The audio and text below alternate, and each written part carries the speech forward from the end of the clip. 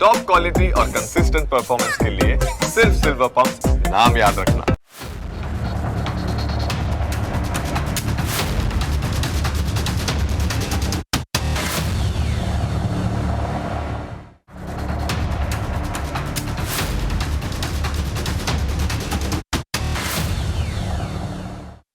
કહેવાય છે ને કે જંગ અને પ્રેમમાં બધું જ જાય છે. નેતાઓ માટે તો ચૂંટણી પણ એક જંગ જ છે અને આ જંગ જીતવા માટે તેઓ કોઈ પણ હદ સુધી જઈ શકે છે. અત્યાર સુધી તમે ડેમોક્રેસીનો ડાન્સ જોયો હશે.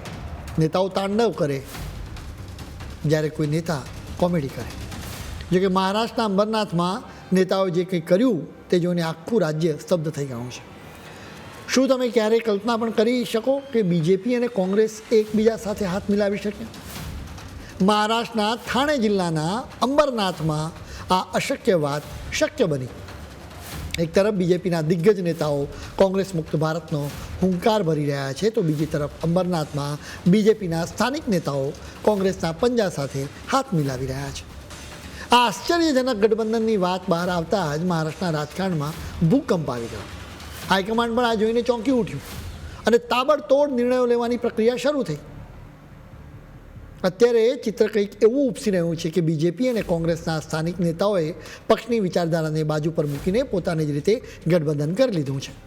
સ્વાભાવિક છે કે બંને પક્ષોના હાઈકમાન્ડ આ વાત સ્વીકારવા તૈયાર નથી.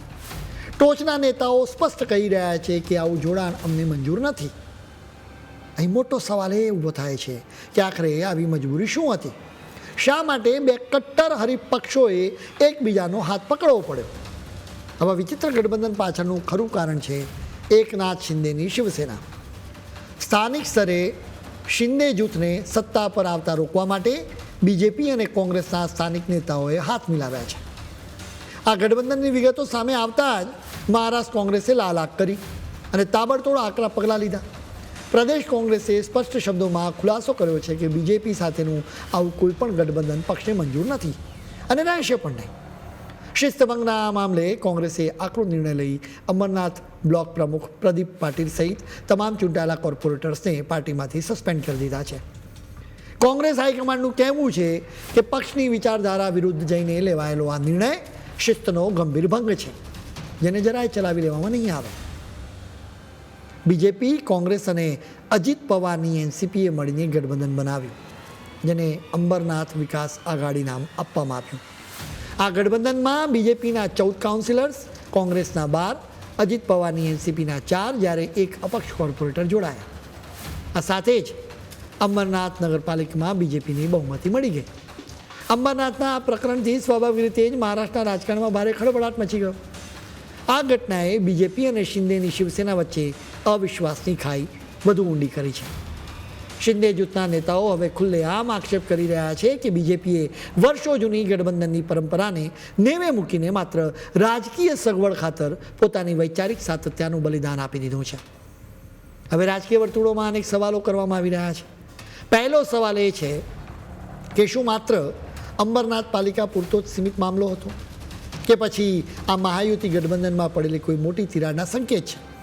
સૌથી મોટો સવાલ તો એ છે કે શું આગામી મહાનગરપાલિકાઓ અને સ્થાનિક સ્વરાજ્યની ચૂંટણીઓમાં પણ આવા જ અણધાર્યા રાજકીય સમીકરણો જોવા મળશે? અંબરનાથનો આ પ્રયોગ મહારાષ્ટ્રના રાજકારણની દિશા બદલશે કે કેમ, તેના પર સૌથી નજર મંડાયેલી છે. બીજેપીના સિનિયર નેતા અને મુખ્યમંત્રી દેવેન્દ્ર ફડણવીસે ચોખ્ખી વાત કરી છે કે આ પ્રકારનું ગઠબંધન અમને મંજૂર નથી અને તોડી નાખવામાં આવશે. તેમણે એમ પણ કહ્યું કે જો કોઈ નેતાએ પોતાની રીતે આવો નિર્ણય કર્યો હશે તો એ ખોટું છે. શિસ્તભંગ બદલ પગલાં લેવામાં આવશે. અંબરનાથનું પ્રકરણ બતાવે છે કે સ્થાનિક સ્તરે નેતાઓ સત્તા મેળવવા કોઈ પણ હદ સુધી જઈ શકે છે. આવા નેતાઓ માટે સત્તા માત્ર ને માત્ર પદ, પ્રતિષ્ઠા, પૈસા અને પાવર મેળવવા માટેનું એકમાત્ર માધ્યમ જ છે. એટલે જ સ્થાનિક સ્તરે પણ ખૂબ જ સમજી વિચારીને નેતાઓની પસંદગી કરવી જોઈએ.